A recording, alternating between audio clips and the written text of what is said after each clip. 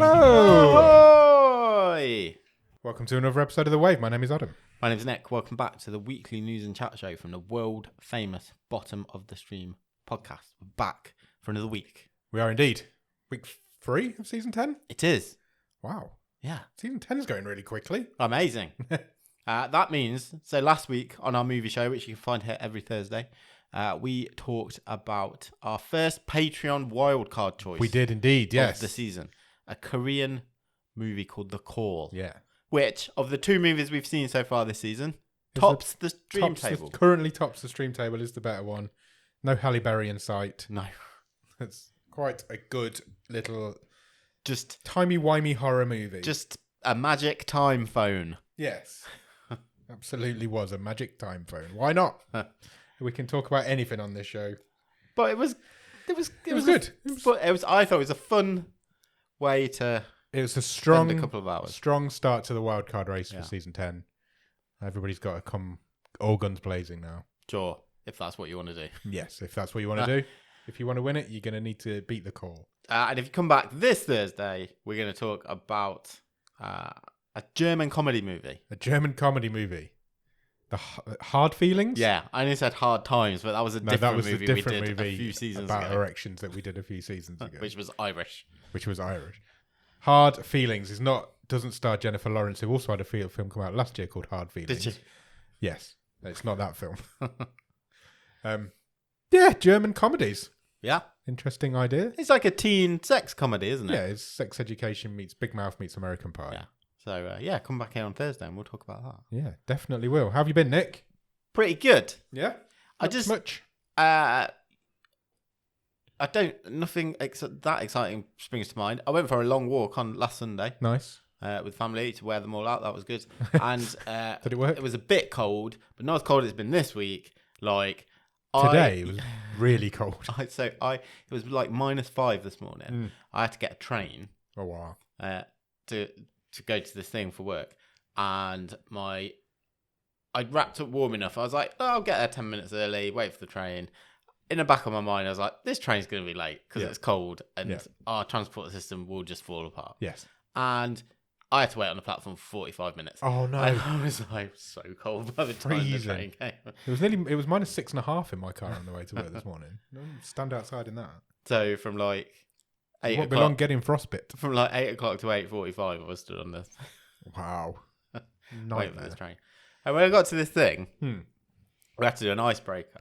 Oh, I thought, you'd like this because you had to use one word to describe yourself. But the trick was, the person before you had to use the last letter of the word that they'd used to describe themselves. Got you. And someone left me with a Y. Oh. What would I describe you? Let me see what I would have said if I was in your position about you. So it's one word starting with a Y to describe you. Yeah.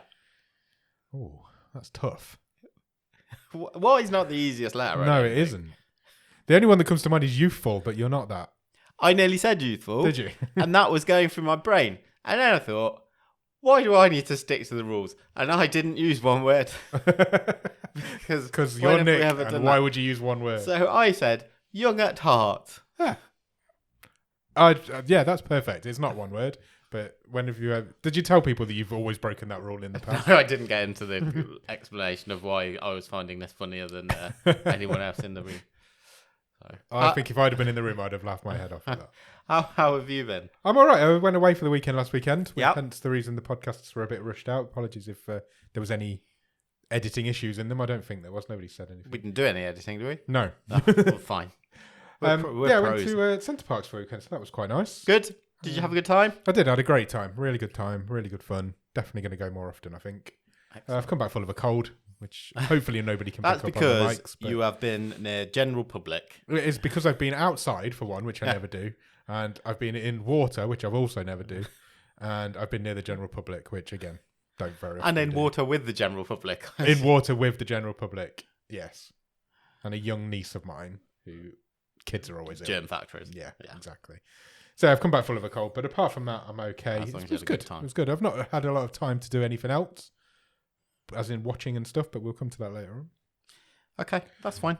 Before we get to the news, yes, let's play a game. Oh, before the start of this podcast? Yes. Okay. I'm changing it up. Change it up. And, I like it. I've got a question of the week, but I'll do that at the end. Okay, fine. all the rules are out the window. We did before Christmas. Remember, we did the sort of either or questions. Yeah. I did a load for you, and then a couple of weeks later, you did a load for me, and I was like, this would be an interesting way to learn more about how your brain works. Oh God! So I've got another similar thing like that. Right. But this one is called Got Need. Okay. So I've got a list of things. Yep. And you tell me if you've got one. Yep. Or if you need one. What if I don't need one and haven't got one? You can say that. Okay. Because it just might be quite interesting to see what are these fairly random things do you own and why. Okay, that sounds fun. I like that idea. So if you've got it, say got. If you need it, or you think, oh, yeah, say need. And there might be some that fall in the middle. And if not, I'll say not got. Yeah. Or don't need. Okay. Ready? Yes. A spiralizer. Not got. Don't need. No. I don't eat a lot of veg. Never fancied spiraling some no. courgette? I'm not a courgette guy. An actual physical map. Not got. No, I don't think I have. How do you get places? Sat-nav, phone, modern technology. Do you remember? Was your dad the same? Did you have the atlas in My the dad back still of has an atlas in his car. Still to this day has an atlas in his car. No, I haven't got one. The industry of atlases, like road atlases, crazy. It must be nearly dead, is it? Yeah, but it's not though, is it? I don't know. You see them everywhere. You go to W.A. Smith's, I bet they've got loads. Yeah, probably. Okay, so you've got neither of those. No. Interesting start. A lighter. Got. Okay. What, like a candle lighter, a flip lighter, or like a oven, like a long? I've got an old fashioned. Are they Bic lighters? Yeah. I've got one of them, and I've also got like a long candle lighter thingy. A lip balm. Need? Yeah. Yeah. I think it's always good to have it. Don't have one currently. Yeah, especially if you're getting ill. Yeah, exactly. You might get chapped lips. I do have a bit sore lips. A magnifying glass. Not got. Might need. What would you need a magnifying glass? Well, I've just got a 3D printer, so if I need to like look at the layer lines and things like that, maybe I might need one. Maybe you need to look for imperfections. I'm going to buy one. And you're getting old, so you might... Yeah, that's true. Read books with it. A drill. Got. Nice. Couple of. Oh, really? Yeah. Handsy. Sunglasses. Got. One pair? Or several pairs? Several pairs. Function or fashion? Both. Okay. Peanut butter. Got. I went through a stage of making my own cereal bars. So for recipes. Would you I don't have peanut butter just as a... Because in my house, we go through loads. I would say it's probably the preferred toast I don't like spreading in my family. I don't like the texture of peanut butter in my mouth. Right. I think it's too greasy and claggy. What if you have crunchy? Or crunchy's not peanut butter. No, like... Oh, crunchy peanut butter. Yeah. I'm not so keen on smooth. I've got smooth. I don't have crunchy, but that's because I made these cereal bars that use peanut butter as like the bind. Yeah. So I think I've got some in the cupboard downstairs, but I wouldn't pick it as a topping for anything. Okay. Not a fan. A hairdryer. Got. Have you? Yes. Good. I wasn't expecting you to say you've got a hairdryer. I've got a hairdryer. A last one, an apron. Got. 2. Pizza man and I. Are they... do they have specific use? Have you got a pizza apron? I've got a pizza apron other cooking and an apron I've had for a long time. Or are they all just... I tend to just wear the pizza apron, if I need to wear an apron, I would wear it for that. I wouldn't wear the other one very often. Congratulations, you've completed Got Need. I enjoyed Got Need. That was a fun game. Maybe I'll do one for you next week. Fine. I'm going to do the question of the week because it's only a quick one. Right. I've just been listening to a podcast on my way in from work tonight, and they asked this question, and I thought I'm going to ask Nick that because I feel like he'd have a different answer to me and most of the rest of the world. Oh God. It's not a would you rather or anything like that. It's a genuine question that I'm going to ask you to impart some knowledge about your life on. Sure. What is the furthest distance you have ever walked naked? I don't think it's going to be massively far. No, that's what these guys were saying on this podcast. It feels like you have no inhibitions about being naked, but you never actually walk very far naked. First question is, have I been outside naked? Yes. You have. I know you have. I don't think I've walked very far. No. I've been in my garden naked. I don't think I've ever been outside naked. It would probably be... It would be a matter of meters. Yeah. Like probably less than 10. I've been to my kitchen. Unless... From upstairs. That's probably about as far as I've been. I might have spent half an hour naked walking around the house. Yeah. So if you wanted to like accumulate the distance. But that feels like that's half an hour feels like a long time to be naked. That feels like that's not quite in the spirit of the question. Yeah. I'm more taking it as like, when have you gone from point A to point B? Yeah. It would be a matter of meters. I'm surprised by that. I thought you'd be like, I've not gone a mile. No, I can't think of a time where I've been I've had to walk. I think the furthest I've been is from my bedroom to the kitchen. So you're talking a few steps. For you, yeah, downstairs. And that's only because I've left something on or something downstairs when I've gone to bed. Not clothes. Yeah. I was about to have a real partridge when I was like, text in if you've ever walked. Yeah, let us know in really the Discord or on any of the socials. What's the furthest distance you've ever walked naked? Like totally naked. Totally naked. Yeah. If anybody's done more than a mile, they can have a prize. I don't know what it is. You've done like skinny dipping and stuff. Yeah.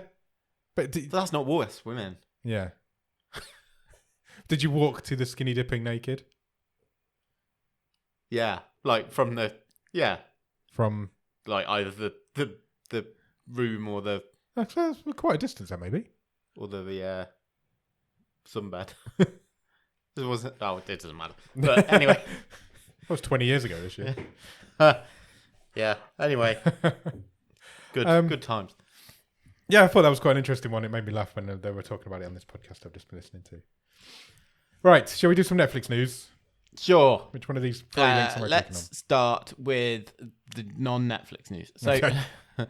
This week was the Emmys. Yes, it was. So, I mean, I don't really want to spend any time on it because the winners were very similar, nay, almost identical to the Golden Globes, which we covered last week. So Succession, The Bear, very successful. Yeah. I really wanted to focus on a couple of interesting offshoots of the Emmys, really. Yeah. One of those is the snub received by the final season of Better Call Saul. Yeah, is this a snub? I think it is. I'll give you a fact and you tell me if it's a snub. Okay. Because Better Call Saul has broken an Emmys record. Right. Do you know what that record is? No. The most Emmy nominations received without winning a single one. So it's never won a single Emmy? How many? In that case, it is a snub. How many nominations do you think it's had? How long? 20? 53. 53 nominations, never won a single Emmy? Correct. For anything? Yeah. Yeah, that's a snub.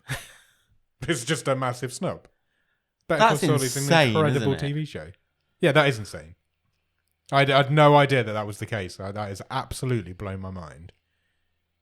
That's disgusting. Is what that is. And you're in this situation where we've seen before. This is the final series of this show, and it's not got anything. Yeah, normally in the final season, that's when they get as was Succession. Exactly, that was going to be my point. It's like you've got two big shows that both ended this year, but they did not equally even each other out.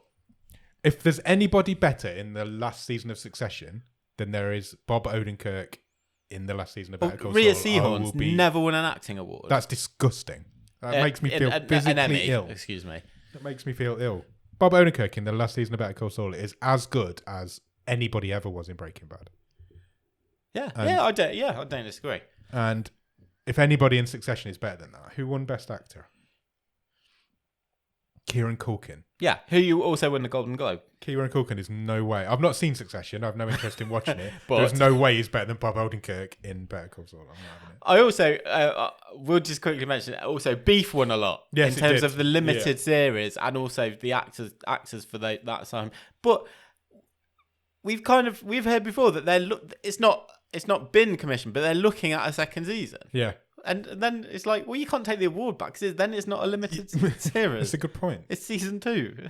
It's a drama series. Then. I wonder if they have to call it something else, make it like a separate season. I don't know. I find it odd. And then the other thing I wanted to mention about the Emmys is the success of... I think he's a Sir, isn't he? Sir Elton John? Oh, he's massively a Sir. Yeah, he's big friends with the royals. Now, Elton John won an Emmy Yep. this year for a live special, concert special. Yes, yeah. So, I can't remember what the exact award was. Best live performance or something like that. Because he's been doing his farewell tour, hasn't he, for the last 4 years. Okay. So he won an Emmy for that. And he has joined a very exclusive club. Are you aware of the EGOT? I am aware of the EGOT. Yeah, the EGOT, for anyone who doesn't know, is an acronym given for people who have won an Emmy, a Grammy, an Oscar, and a Tony. There isn't many of them, is there? There are 19. Wow. Elton John has become the 19th person in the whole history of the world ever to achieve this. Which two together do you think are the hardest to win? Because I feel like Emmy and Golden Globe, yeah, that's fine. You can win them. I think it very much depends what your profession is. Yes. Because there is someone on this list who really stands out. Okay. And that is, I think you probably heard the name. It's a guy called Alan Menken. I do know the name. I don't know who he is. He's a composer. Right, okay. And he's written a lot, worked on a lot of Disney classics and animated movies and musicals. He's got 8 Oscars. 8 Oscars? Yeah. Wow. And he won them all between 1990 and 1996. He won 8 Oscars in 6 years. That's crazy.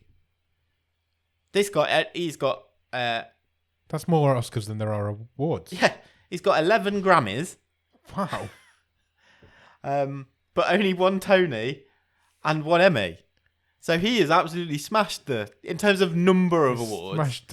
He's probably the standout. Is it Grammy or Golden Globe? Grammy. Grammy. Okay. I feel like. So I think I'm not dissing composers. It's an amazing talent. That's incredible. But if you're in that Disney hit factory, yeah, you feel like that's an easier way into the EGOT. And obviously that's played a part for Elton John. But I feel like as a composer, it must be really difficult to win an Emmy. Okay. Do you know what I mean? Possibly. For an actor, it'd be quite difficult to win a Grammy and a Tony. Yeah. Whereas for a composer, winning an Emmy is going to be quite difficult, but getting an Oscar may be quite easy. Maybe. As this guy. So Alan Menken got an Emmy for Outstanding Original Song in a Children's, Young Adult, or Animated Program. Okay. But it was a Disney animated TV show. Yeah. So, look, he's obviously had a lot of opportunities. It's quite easy for a singer to win a Grammy, but quite difficult for a singer to win an Oscar. Well, you say that. So there's some really interesting names on this. Go on. I think you would just... You'd think, that's really surprising. So I'll pick a few. I don't know any off the top of my head. Okay, I'll pick a few out. And also, what is interesting, we might talk about, is like the span of time it took them to complete the set. So you should get an extra award for getting one, shouldn't you? There should be like this is an EGOT award. Yeah. So in terms of absolute legends of the silver screen who have got EGOTs, Audrey Hepburn. Okay. Who won her first... She won an Oscar and a Tony in 1954. And didn't win a Grammy till 1994. Okay. So 40 years it took her. Wow. John Gielgud. Right. He's done it. Mel Brooks. Okay. But that's someone who is stage and screen. Yeah, you can imagine. Yeah. Whoopi Goldberg. Really? Yeah. Okay. Yeah, Whoopi Goldberg. Again, you Done can't. The whole set. I can see her getting an Emmy easily. Oscar, Tony, yeah, but Grammy, I find quite. She won a Grammy for Sister Act. She won a Grammy in 1986 for Best Comedy Album. Comedy album. Yeah. Okay. Yeah, a Tony for starring in Thoroughly Modern Millie. Best Supporting Actress Oscar for Ghost. And she has 2 Emmys. Okay. One for an educational film and one as Outstanding Talk Show Host. Andrew Lloyd Webber. Again. But write songs for all those. But how does he go? How does he win an Emmy? I can tell you. There's just like there's one that's more difficult for everybody. Outstanding Variety Special. Okay. For Jesus Christ Superstar live in concert. So he's won an Emmy for what he should be winning a Tony. Yeah, for. and they just recorded it. Yeah. See what I mean though? For every single person, it's more difficult to get one of them than somebody else. Yeah. Tim Rice, who you'd expect, works with Elton John. Yeah. John Legend. Okay. Only took him 12 years to do it. Wow. Who did it quickest? I can tell you that in a second. Okay. I want to give you a couple more. I presume Audrey Hepburn did it the longest. I will double check in a sec. Okay. Jennifer Hudson. Okay. We've got them all. And the last person to do it before Elton John, Viola Davis. Interesting. Yeah. In terms of who took the longest, that would be Helen Hayes. Okay. Who was an actress. And she won her first one in 1932 when she won the Oscar. Yeah. And she didn't win her Grammy until 1977, which was 45 years. Wow. Robert Lopez, the composer, did it in 10 years. 10 years? Yeah. So he's a guy behind Frozen, 2 Oscars. He won an Emmy for the songs of One Division, Grammys for Book of Mormon, and Tonys for Avenue Q. I love Avenue Q. I've seen that twice on stage. It's brilliant. Yeah, 10 years. Wow. Took him to do it. Yeah, only 19 people. That's quite the elite. It is. It's like an elite list. crew. I wonder if they obviously can't all ever be in the same room. They're not all going to be still alive. No.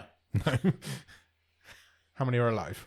Oh, I've No, turned the page off now. Go and look for it yourself. While we're on awards, did you see the BAFTA nominations came out today? Yes, they have. Go on, you mentioned. I haven't got any news story or anything in front of me, but snub again. There is a snub there because compared to what we've seen at the Emmys and the Golden Globe. Because Martin Scorsese has not been nominated for Best Director for Killers of the Flower Moon. Yeah. Leonardo DiCaprio has not been nominated for Killers of the Flower Moon. And forgive me, I do not know the lady's name that won the Golden Globe. Lily Gladstone? Yes. She has not been nominated for a BAFTA for that performance. And she won the Golden Globe on Sunday, which is a snubbing for that film. It's interesting, isn't it? Barbie hasn't been nominated as Best Film.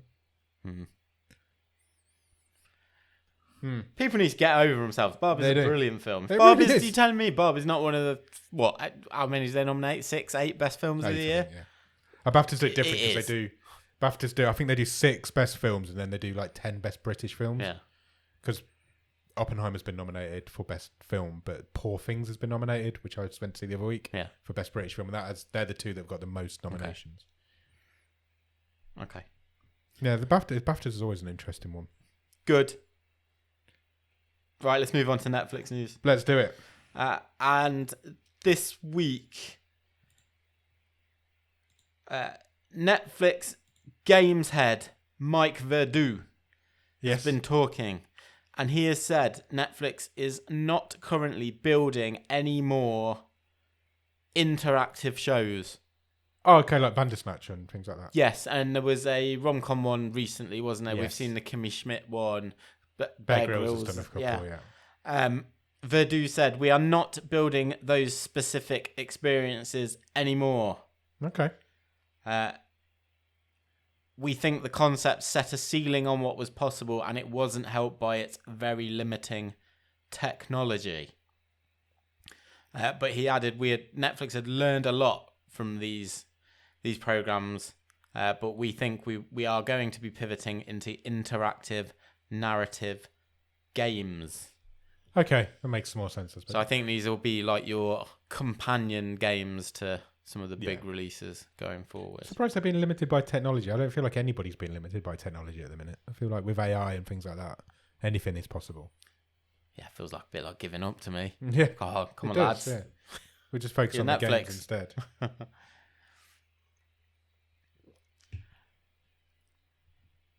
I don't know if that's a shame. I don't think there's ever...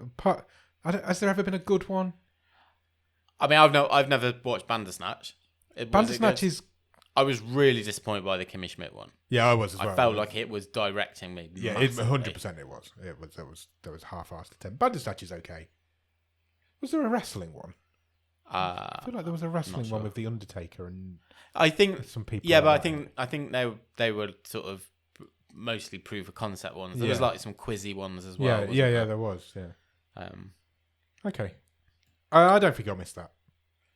Netflix is pleased to announce that Society of the Snow is doing some good numbers. This is on my list. Early on.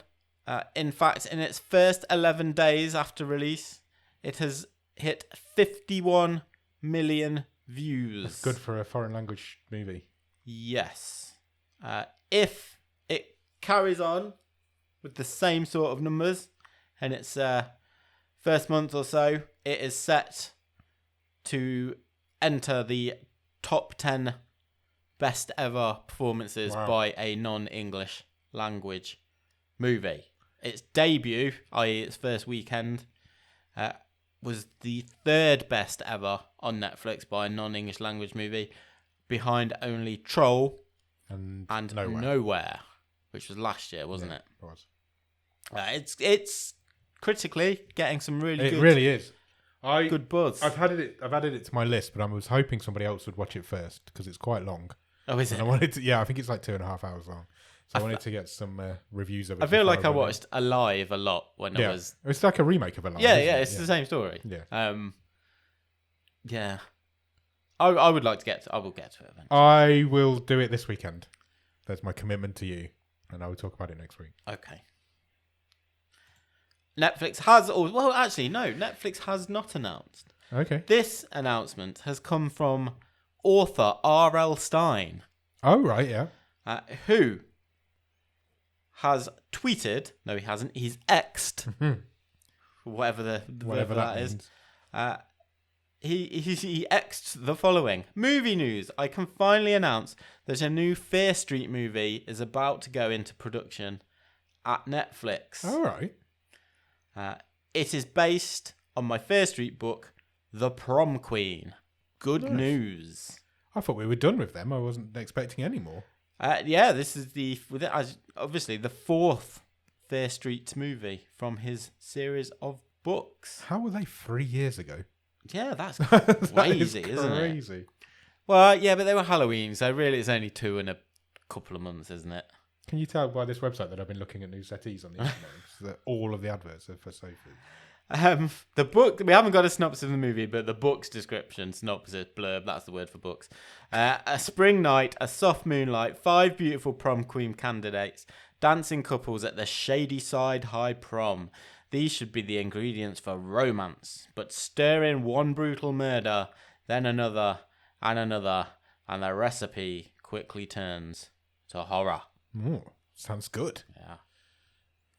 Excellent. We'll keep our eyes on that one then. Cool. Exciting. In really niche Netflix news. Right. That's what we're all about. Netflix are apparently going to look at less populating your algorithm with the thumbs based on the thumbs up, thumbs down. Yeah. And they are going to go all in on tags. Tags? Yeah. So if you watch a lot of things tagged with this, we'll recommend some more. Exactly. Right. Netflix product director Alan Donald, sounds like a made up name. Yeah, it does. Said it. Well, it is. Somebody made it up. His Quite mum true. probably. Said that tags make much more of a difference in that snap, this is for me decision. Okay. Apparently. I found this fascinating. The New York Times says Netflix has 30 full-time employees whose job is tagging shows and films. Oh, what a boring job. Do they have to watch them? They must have to. Do you want to know what the least used tag they have is? Yes. German comedy. No, it's occupation, Yeah. farmhand. That's the least one. Apparently. Wow.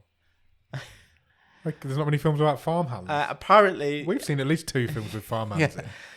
The New York Times continues that Netflix is close to ditching their match percentage from the thumbs up, thumbs down in favour of making tags more prominent. I've never understood that match percentage. 'Cause everything I look at is like 98% match. Yeah. And I'm like, literally everything I'm going to enjoy.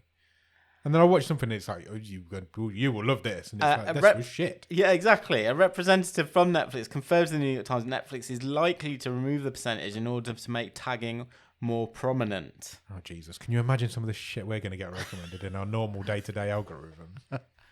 Oh, these guys have watched 2 films about boners over the last 2 years. Talking genitalia. Oh, God. Come back here on Thursday to listen to us talk about hard feelings. Okay, I think that's all the Netflix news. So let's plow on, and let's plow on with news that David F. Sandberg, most famous for directing the Shazam movies, has landed his next job.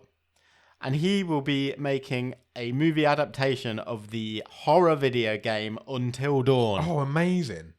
Have you ever played Until Dawn? I think I have. So good. I've completed Until Dawn twice. Yeah. Have you? Wow. I don't think I've ever done that for any game ever.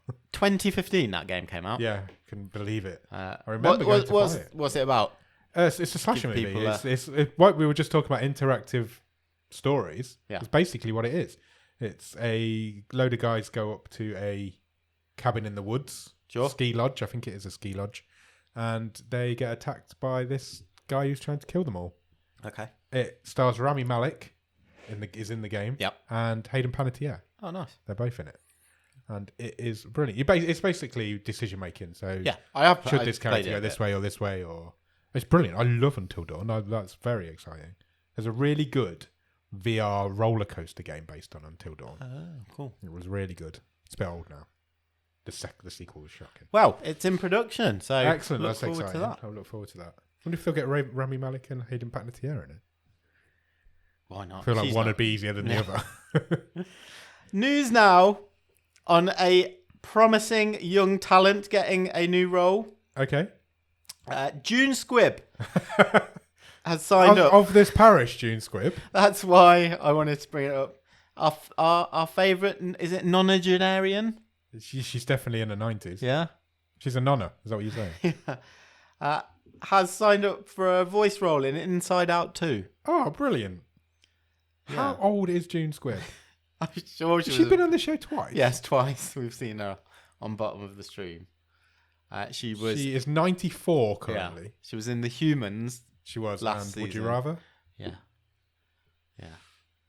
An undisclosed role so far. Old father time. But Pixar also said that I presume this must have happened ages ago because this movie comes out this summer. Yeah, and they're not delayed as well. I think it was due. They're not voicing it live because they've also said that Bill Hader and Mindy Kaling are no longer involved and dropped out apparently due to salary disputes. They've been replaced by Tony Hale and Liza Lapira, who will play Fear and Disgust, respectively. Okay. Not her first Pixar role. June Squibb. Yeah, Toy Story 4. Yes. Soul. Yeah. And also, well, it's not Pixar, but Disney. Wreck-It Ralph Breaks the Internet. Okay. So that's brilliant. That is brilliant. Keep employing 94-year-old people. It comes out on June the 14th. Yeah. So it's less than 4 months away. Talking of the Fountain of Youth, John Krasinski and Natalie Portman have both signed on to star in Guy Ritchie's next movie. Okay. Called The Fountain of Youth. Oh, okay. Interesting. Yeah, it sounds very much to me like a sort of Indiana Jones, Da Vinci Code type thing. Some people going to try and find the Fountain of Youth. Sure, exactly. Two estranged siblings, to be exact, who have to partner on a global heist to find the mythological Fountain of Youth. They must use their knowledge of history to follow clues on an epic adventure that will change their lives. Okay. And possibly lead to immortality. Sounds like Jungle Cruise. I didn't like that. Oh, I didn't hate it. I didn't like it, but I didn't hate it. We watched one of our films had the Fountain of Youth in. The cave one. Where the time stopped. Time Trap. Time Trap, yeah. Yeah. We've done so many films that I can pretty much link all of them back to something in the news. It's ridiculous. We've covered all the tropes. Everything. There's no news stories. Talking of there's no news stories. Oh, Jesus. The absolute latest in what is going to just be a long line of these is that the guys behind Winnie the Pooh, Blood and Honey, and Winnie the Pooh, Blood and Honey 2, and the forthcoming Bambi the Reckoning. That's a great title. I'm definitely watching that one. Have announced that they are working on a horror retelling of Pinocchio. Right. And it will be teased in the end credits of Winnie the Pooh, Blood and Honey 2. Is this a universe? Pinocchio Unstrung. I'll tell you what. I know Blood and Honey is shocking, but I am on board for this. I am fully on board for all of this stuff. I love it. The cast and crew will be announced shortly. It will that won't matter. We won't know them. It will be produced this summer Okay. and planned for release late this year. Yeah, sounds about right. 2-week film time, 3-week editing time. Get it out. Yeah. If you we'll put it in the Discord. If you go down, you can see a production drawing of what Pinocchio might look like. Is it this? Yeah. Oh, wow. He's a bony, toothy, horrible wretch of a boy. I'm fully on board. Bambi the Reckoning is a great title. Yes, but look, can we just take a step back a second, right? How crap were those Winnie the Pooh masks? Yeah, How are you doing that with a deer? Yeah, I have no idea. No, exactly. No idea. Yeah, well done. I don't care. I'm on board for it. I think he's working on a Peter Pan one as well. I think I read that somewhere. Yeah. Oh, it's all very depressing. And then we're definitely watching Blood and Honey 2 when it comes out. The final piece of news, which I've never seen this before. Okay. So excuse me if everyone knows about this already, but I thought it was worthy of inclusion. So Jodie Foster's been doing a lot of press because the new series of True Detective. Yes, she's in that, isn't she? Has just arrived, which again critically seems to be doing very well. And she said that she had to turn down the role of Princess Leia. Oh, really? In 1977. Due to scheduling conflicts because she had a contract with Disney. Yeah. How weird that that's come full circle and it wouldn't have mattered now. Sure.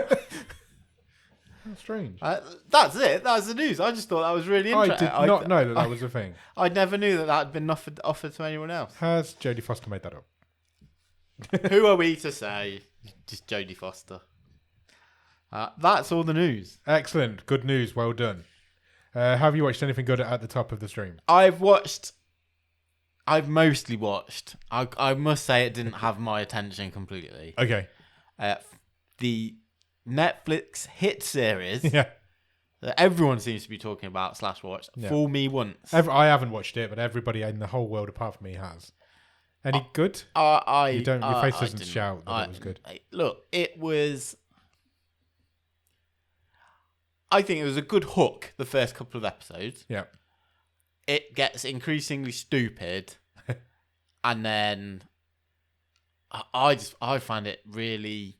What's the difference between doing like a good pulpy thriller? Yeah. Because that's kind of what these books are based on. All these Harlan Coben books, aren't they? Yeah.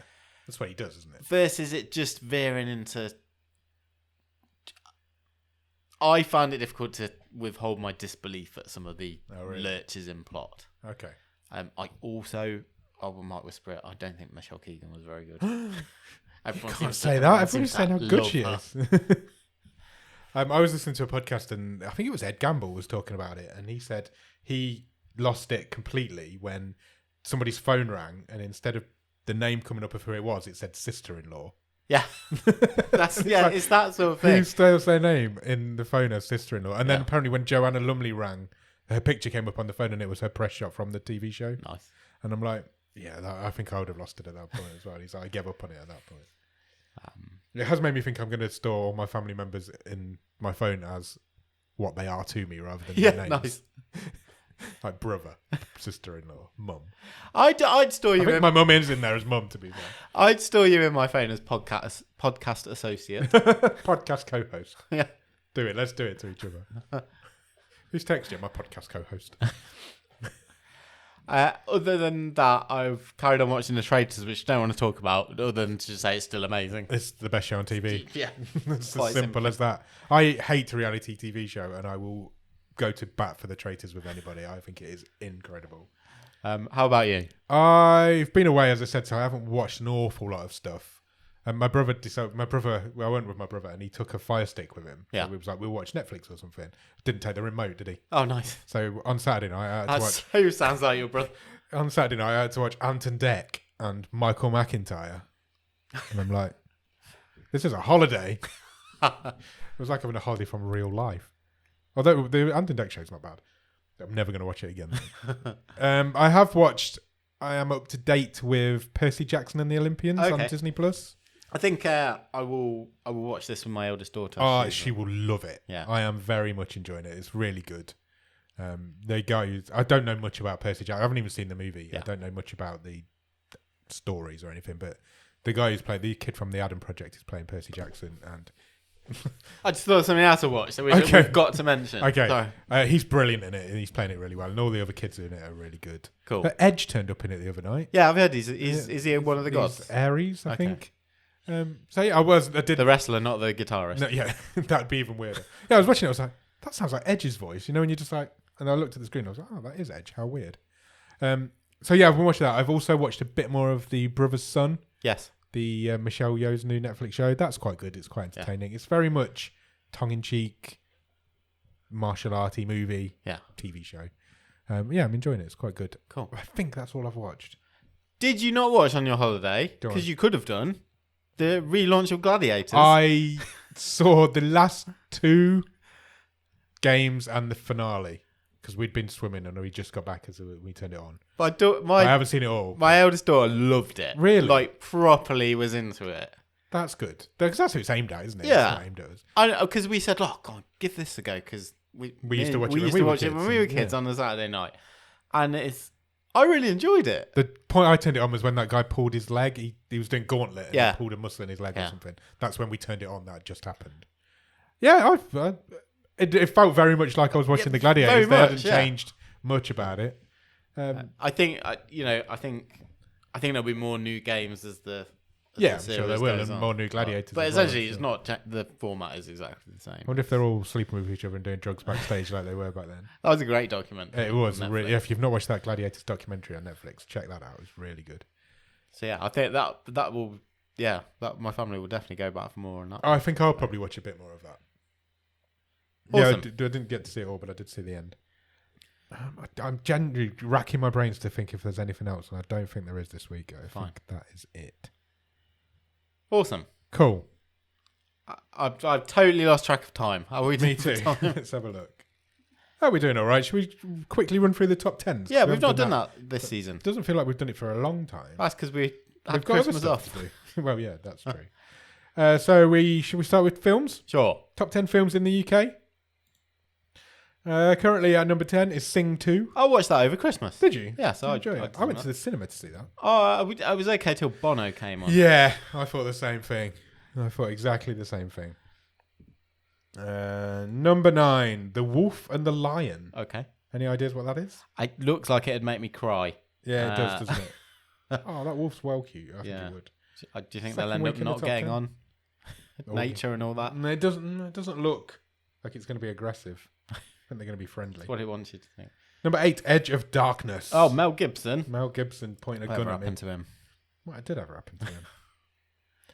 Number 7, The Transporter 2. Now this is already a very random This is selection. very of movies. random list. That's sort of mid 2000s Jason Statham action film. movie.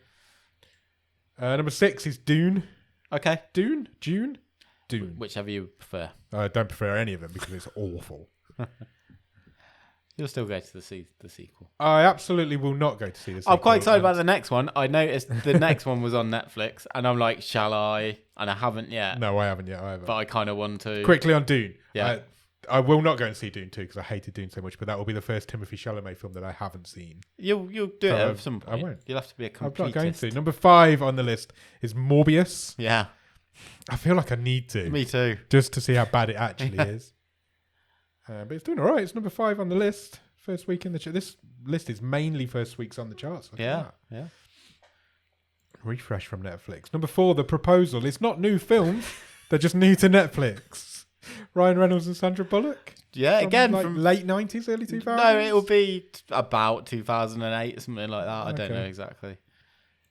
Number 3, Society of the Snow. Yeah. That is the one we were just talking about. I will watch that this weekend. I will report back. Number 2, Sonic the Hedgehog 2. Yeah. I didn't know that was on there, to be honest. My kids were watching it at the weekend. That's I think good. it's Sunday I enjoyed afternoon. it Yeah, I remember going to cinema to see it. Good. Number 1 is another thing that everybody seems to be talking about is Lift. This is Kevin Hart Hart's doing movie. acting. Yes. That's not. Very good, apparently.